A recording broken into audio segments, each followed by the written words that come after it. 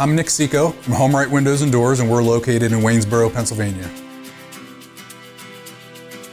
So we do vinyl replacement windows, we do steel and fiberglass entry doors, we do aluminum storm doors, and we do sliding patio doors, all made by Provia. The windows are a vinyl replacement window, and it could be anything from double hungs to casements to bay and bow windows and everything in between. So when somebody calls in the office and needs an estimate, they get Roxanne on the phone typically, and she would schedule an appointment for me to come out and take some measurements, provide some literature, go through what options we have, and then I would follow up within about 24 to 48 hours with an estimate with all the details of the products as well as the installed price. I find that we're typically much more affordable than the companies that you see advertising on TV or in a lot of other places. If they're spending a lot of advertising dollars, obviously they're passing those costs on to their consumers. You could go to our website at homerightwaynesboro.com, or you could call us at 717-749-4874. Local and live, covering Franklin and Washington counties, it's Let's Talk TriState. Welcome to Let's Talk TriState, all powered by Home Right Windows and Doors in Waynesboro, the right choice online at homerightwaynesboro.com. Joining us today from Leah's Legacy.net, or Leah's Legacy, we have co-founder Mike Straley. Mike, good to see you, my friend. Thank you. Glad to have you here on Let's Talk TriState today. You and I have spoken before, and at the time, I think that's probably about 2 years ago. I believe so, yes. Right around. Yes. And the story that you told about Leah will always be moving, but at the time for me, my daughter was 3 years old. Yeah. And I know that it hit even harder and had even more of an impact on me because of having a daughter of my own then. So, I want to let everyone know as they listen to this or watch this that if you're easily led to emotion or even inclined that way, this can be one of those stories that'll get you right where it counts. So making it count is what Leah's Legacy is doing now. Before we get into the story of Leah's Legacy, Yes. the foundation as it exists and all the good things that you have going on, take us through the story of Leah. Leah's your daughter. Yes. Okay. Take us through that. Leah was very vibrant. Unfortunately, she started dabbling with marijuana at age 14, and the dabbling led to habit, and unfortunately, the habit led to addiction. And with that addiction, it led to a lot of more potent drugs. Okay. But she was a good student in school. I had the privilege of teaching Leah in Sunday school. We're a middle-class family, and when I go out and I speak at conferences and workshops, I simply say, addiction does not discriminate. Yeah. And how true. And, it was one of those situations where she, going out of high school, she got a stipend to go to college. And, was never an A student, but she was a solid B student, loved life. Unfortunately, substance use disorder grabbed her, and it was something that she could not beat. She tried. She tried very, very hard. And, that's what I talk, when I talk to families that are struggling with loved ones in addiction. And unfortunately, those families that have lost someone in addiction, it's a situation where, you just try to continue to love them and, do the best for them. And Leah was a fighter, and she loved life, and she loved her family, and we love Leah, and we always will. Yeah. Take us through also, if you would, Mike. You said something I think that's very important. And you say you have said and are going to say a lot of things that are very important, but this one really sticks out to me is that addiction does not discriminate. You and your wife and your family, by all accounts, if you remove Leah's disorder with substance abuse, if you remove that from the equation, it is what we would call the middle class family, the garden variety. You know, the white picket fence, the dog, the typical family that you would think. And you said she was in Sunday school. She was, you know, what you would consider an above average student. She's not making straight A's. She's, you know, going along. She's doing great. She has plans for college. Mom, dad, relatives doing everything right by her. Correct. She seems to be doing everything right. She gets into something, you know, marijuana, and then it leads to X, Y, and Z. But that has to be frustrating. Overall, the whole thing is just so sad and frustrating. But it has to be frustrating because I think we have this mentality of, well, that's not going to happen to someone like me. Correct. Or a family like ours. Correct. How did you at the time deal with that internally as a family? Well, she hid her struggles with addiction very well for like the first 2 years. We didn't know that she was struggling with marijuana.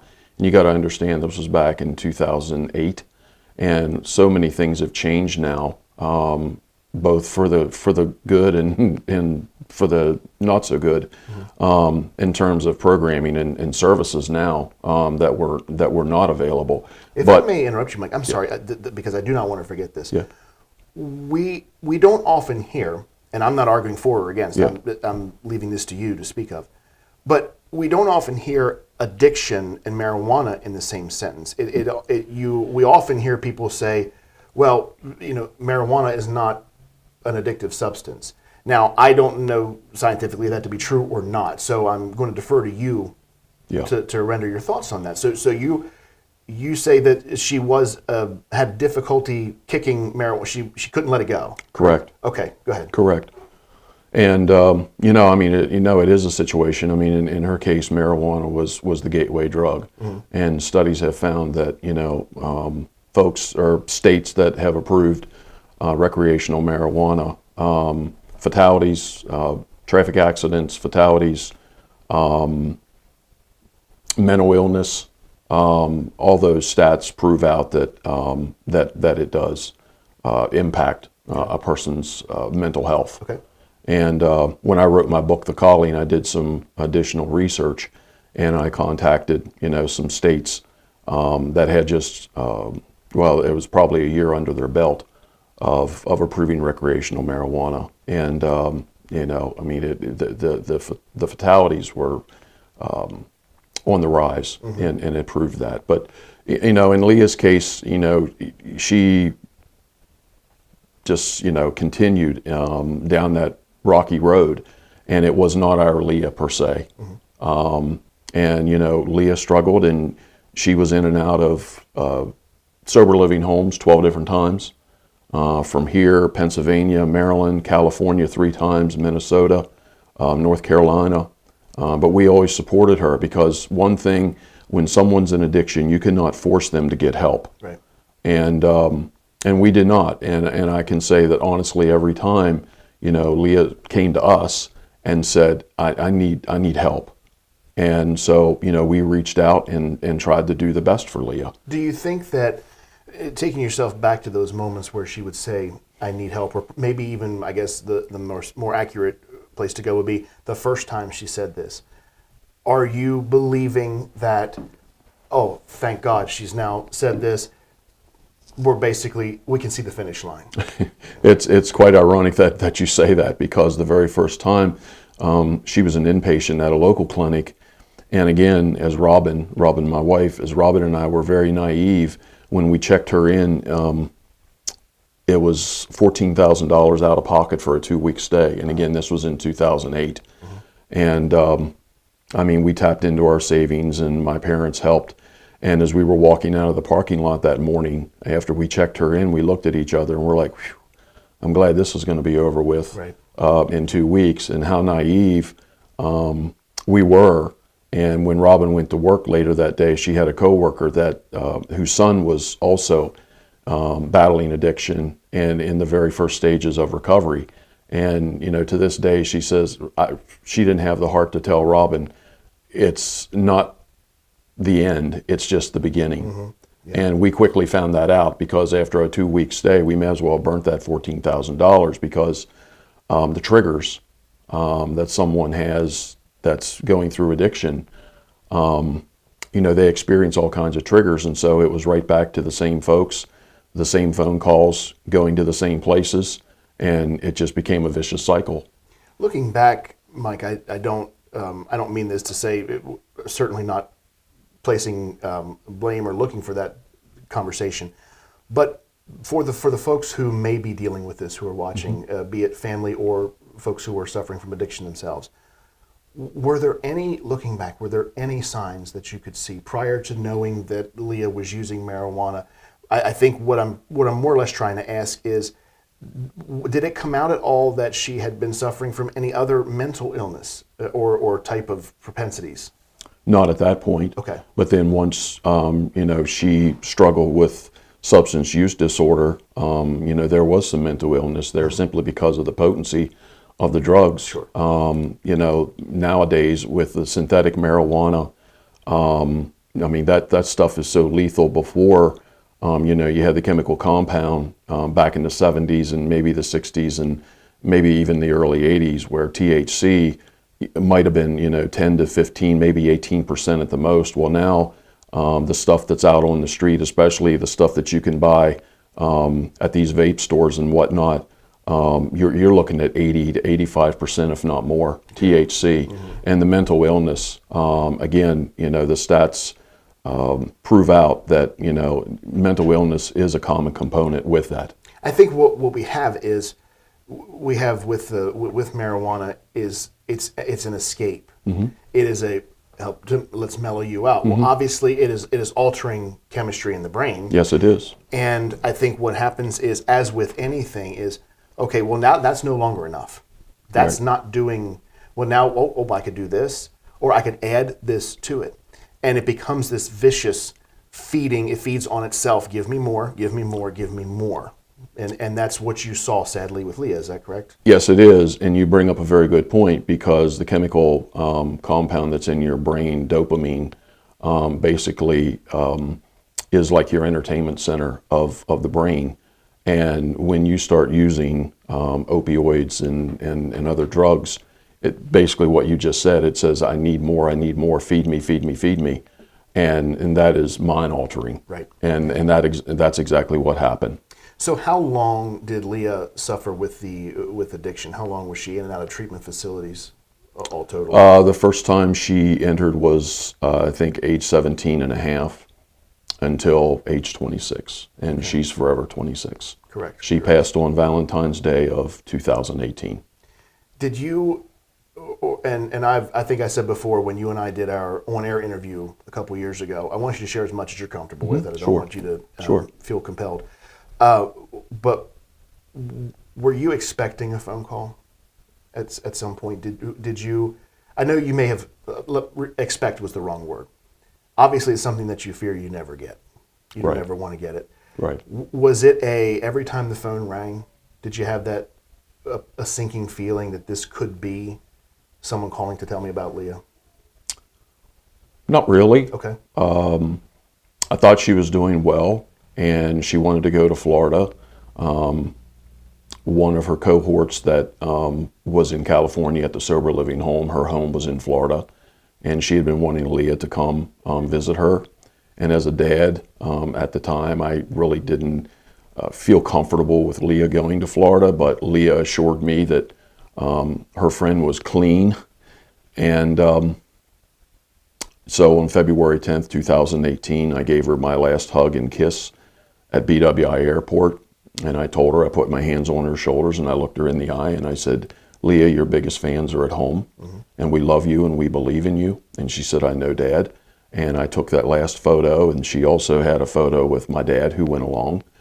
And, my dad suffers from dementia, and, he's now 90 years old, but at the time he's a man of few words, and at the time he looked over at me, and there was one solemn tear coming down his left cheek, and he said, do you think we'll ever see her again?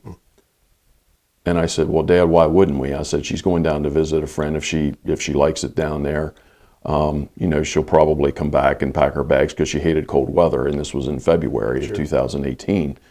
And how prophetic that was, because on Valentine's Day of 2018 at 9:02 a.m., I'm at work and I get a call from the lady at the front lobby, and she said, there are 2 Pennsylvania State Police officers here that want to speak with you. And even at that point, it never entered my mind. And so I get to the lobby. I thought, was our house broken into?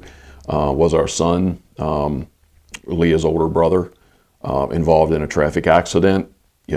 And when I got down to the lobby, they said, is there a private place that we can meet? So I took them into a conference room, and I went in first, and they went in second. They closed the door, and it was at that point they told me that my daughter, Leah Renee Straley, was found unresponsive earlier that morning in Delray Beach, Florida. And quite honestly, I don't remember much about the conversation other than I said, I have to get to Hagerstown to inform my wife. And they said, well, you can't drive. And I said, I need to get to Hagerstown to inform my wife. And so I wound up driving, but honestly, I don't remember much about the drive other than about the first 20 minutes. And it takes from McConnellsburg to Hagerstown, it takes about an hour. And about the first 20 minutes, I ran out of paper tissues in my vehicle. Yep. And then when my wife, I texted her and I said, you need to meet me outside. And she knew that I wasn't bringing candy or flowers because this was Valentine's Day, because we had agreed the day before that we weren't going to do anything for each other. Yeah. And I guess she saw the countenance on my face and the puffiness around my eyes. And she said, Mike, you're scaring me. And I just simply said, Robin, we lost her. We lost Leah. And from that point on, our lives have forever changed. Yeah. And we had to go to Martinsburg, West Virginia to tell our son. And then we had to go home and inform my mom. And my mom and Leah were like this from the day she was born. And for about the next 3.5 months, my mom had a tea towel over her shoulder, and it was always soaking wet with tears. She kept that on her shoulder literally every day. Wow. And so, that's, like I said, our lives are forever changed. Sure. And, we wanted to do something in Leah's memory. Absolutely. And at that point, we didn't know what until about 4 or 5 months. And it was about 4 months afterwards. And there's a backstory to how this all came about. But March 1, we were supposed to be down actually in Delray Beach, Florida, having dinner with our daughter because I had a speaking engagement. And then we were going down to West Palm Beach to see some spring training baseball games. And instead we were in Hagerstown, Maryland at our home church with her memorial service. And, 3 days later we were back in our home church, and halfway through the service, this hand with a card appears over my left shoulder, and on the card it said, "Be a voice." And I turned around and it was our friend Linda. And I looked around and she smiled and nodded at me and winked like I was supposed to know what those words meant, but I didn't. But I kept the card, and I looked at the card, and I put it in our walk-in closet. And I looked at it every morning, looked at it every night, and prayed on it. It was just so raw at the time that, there were just so many things going through our minds. But back in 2017, in December of 2017, when Leah was at a sober living home, there was a church group that came in with nicely wrapped presents. And except there was one present that was in a garbage bag. And Leah was the type that she would stand back and let everyone else go before her. Sure. And so, again, she did that Sunday, and all the nicely wrapped presents were swooped up. But she got the garbage bag. But in the garbage bag was a purse. And in the purse, it was lined with various gift cards and essentials. And when I say essentials, things that we take for granted, chapstick and deodorant and toothbrush and toothpaste and hairbrush, comb, so on and so forth. And she called us that day, and it was like one big run-on sentence. And it was about 3 months later, I was on my way home from work, and it wasn't a loud audible voice, but nonetheless, it was a audible voice that said, "Recreate the bag." And I just said out loud as a question mark, "Recreate the bag." And I was coming through Mercersburg, and it said, "Recreate the bag." And it hit me like, oh my goodness, recreate the bag that Leah had received, only it wasn't going to be a garbage bag. Right. It was going to be a purple reusable drawstring bag, and it was going to be filled with essentials. And so that was really the start of Leah's legacy. Yeah. And so we became a 501c3 nonprofit in June of 2019. And, we pack the bag with essentials, and we go to sober living homes, and we go to agencies and organizations, and we share Leah's story, and then we present the bags. And I kept that card. And, but we kept getting, my wife would order in bulk, and because all the bags have to be the same, and we were storing all the product at our house, and we were simply running out of room. And so now on our family property, we have the Leah Legacy Operations Center that houses all the product in the bags.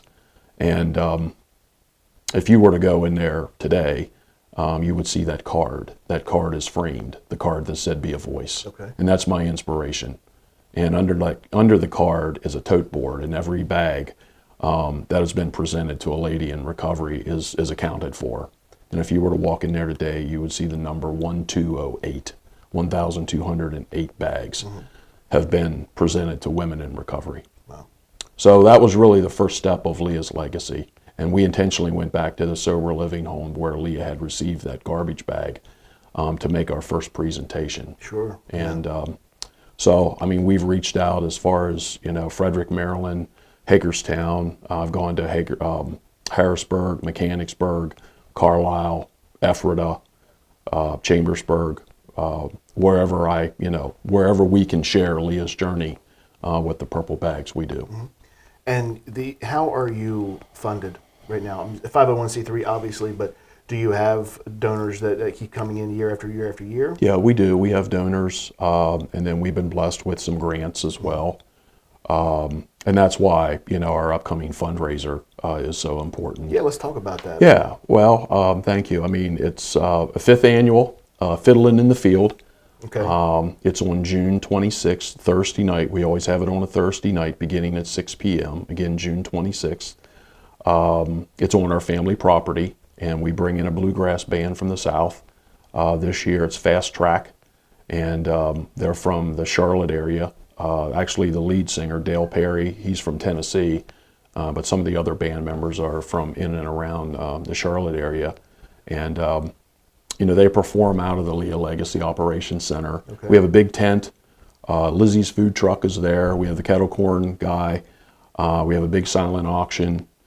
My wife also started Leah's Cookie Bite Bake Shop. Okay. And so she has nicely decorated iced sugar cookies that are so very popular. And all the proceeds, every single penny, goes back to Leah's Legacy.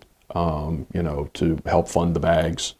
And, very exciting news with Leah's Legacy. Like I said, we were founded in 2019, and, we first did the bags, and then we built the Leah Legacy Operations Center. And the event is very popular. The very first year, we had 103 people there. And last year at our 4th annual event, we had 200. Okay. And it's growing. Sure. And, so, people can get tickets, $25 each at leahslegacy.net. There'll be no sale that night, so the ticket deadline is June 15th. Okay. And, it's just a wonderful evening of fellowship. We've had people come as far as South Carolina and New York, to help us, to support us. And so, it's all good. Beside the Operations Center, my wife and my mom created Leah Bug's Garden, which is a memorial garden, beautiful flowers and shrubbery there. And then on the other side, because we live beside my parents, and then on the other side was my aunt and uncle's house. And both of them have passed, and our foundation purchased that house. Okay. And my wife said, I think we ought to name it Leah's Gathering Place. And how appropriate. Sure. And that's where her Cookie Bite Bake Shop is based out of. We both have full-time jobs. But the very latest news with Leah's Legacy is through the opioid settlement money that each state was receiving, we received a grant from Franklin Fulton Drug and Alcohol, and we hired our first part-time employee Wow. last month as a certified recovery specialist. And she just got certified also as a certified family recovery specialist. Okay. So now, Leah's Gathering Place is like a hub resource center, especially for Southern Franklin County. Okay. But, it's not limited just to Southern Franklin County, but, we primarily serve Mercersburg, Greencastle, and Waynesboro. Okay. And that means support services for those that are battling addiction, for those that are in recovery, and for those that, may need some grief support.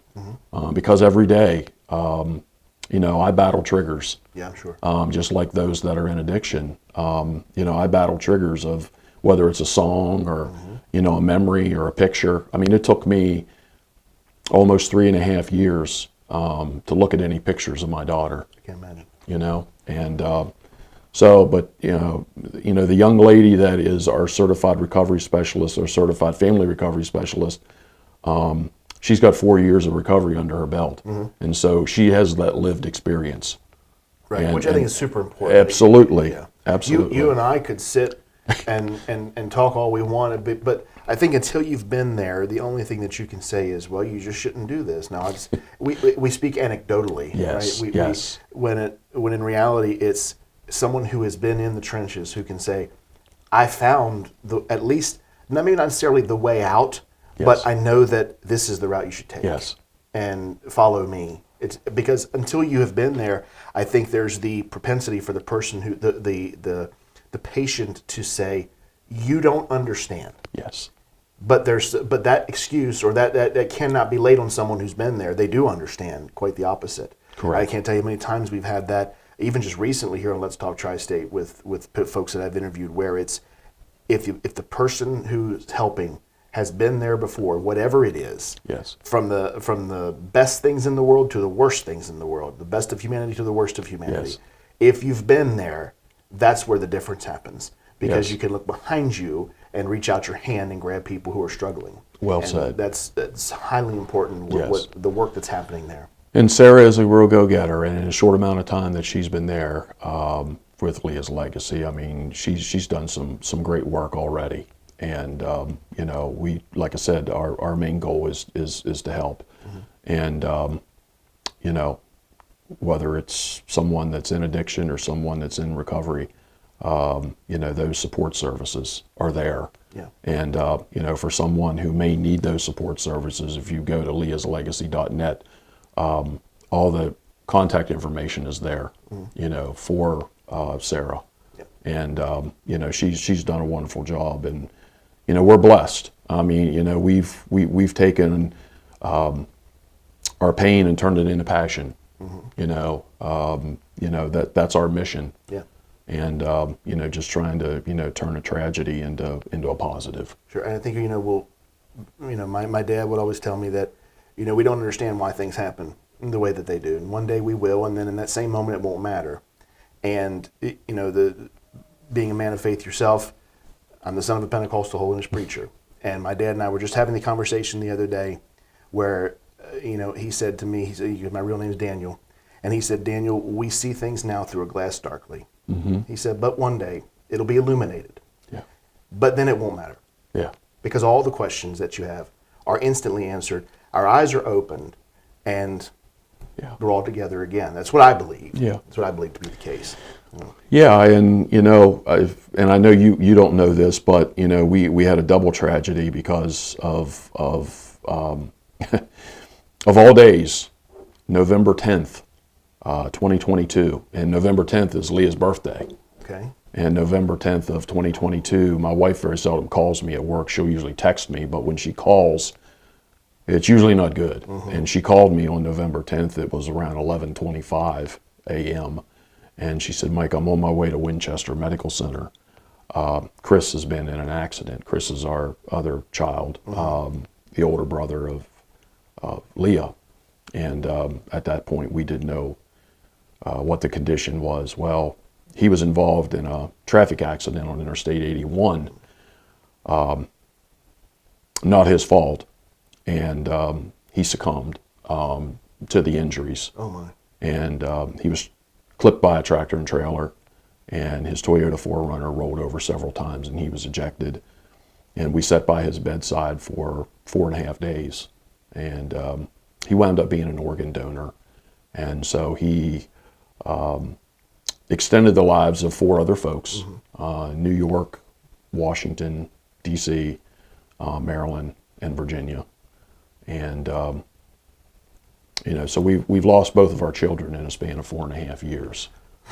And he was a tremendous welder, and he cut his teeth at Franklin County Votech. Yeah. And so we established a stipend for a graduating senior who's entering the workplace that may need some help with apparel or equipment. And so we've done that, and we go down to the Votech graduation every year, and we present that. And he left behind our only grandbaby. At the time, Jane was 7. She is now 10.